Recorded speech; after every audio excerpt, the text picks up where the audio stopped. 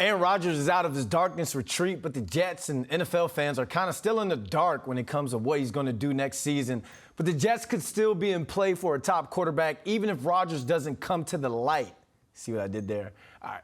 New York Post Jets beat writer Brian Costello thinks the Jets are well-positioned in the QB market and joins us now to kind of tell us why. Brian, he was supposed to do 4 days. He did 3. Maybe that's saying something, but what are your thoughts on the entire Aaron Rodgers situation, and how can his decision or waiting on a decision affect the Jets?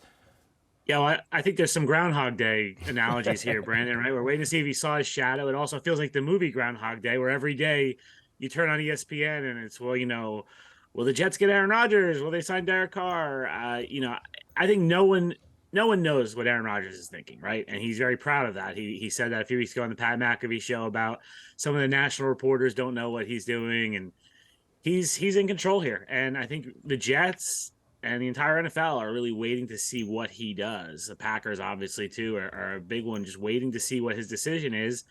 And once Aaron Rodgers says what he wants to do, then the dominoes start to fall, and then we'll see some movement and things happen. I think, maybe next week we find out some answers. I talked to somebody yesterday who said they thought by the end of next week we'd probably see the top quarterback dominoes start falling. The combine is in Indianapolis next week. So all the NFL GMs will be basically in the same, square mile talking to each other. And so maybe something happens next week with Aaron Rodgers. All right, so let's say the domino that falls is that Aaron Rodgers stays with the Packers, or he ends up just retiring.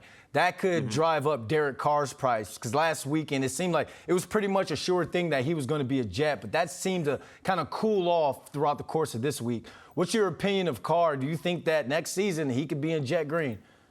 Yeah, I think he could. I never thought it was going to be a done deal last weekend. I thought that the visit was really due diligence on both sides, really. I don't think Derek Carr is in any rush to sign with anyone right now either. His brother David on NFL Network said this could be a long process. He wants to get to know the teams. I think his agent is probably wisely telling him, like you just said, the Rodgers decision could make his price go up. Like if Rodgers says he's staying in Green Bay, now all of a sudden you might have to tack on $5 million a year for Derek Carr because he becomes the number one option. So I do think the Jets are really interested in Derek Carr. They had a really good visit. They really got along well and had good conversations. And I don't think they have any concerns about Derek Carr. I think they feel like he has never played for a team that has what the Jets have in the defense. He's never had a top 10 defense with the Raiders. Jets were top 5 last year.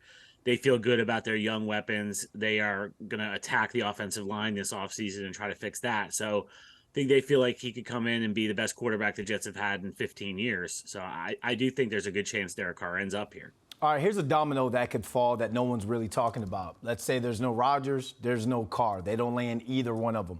Who should the Jets then turn their attention to?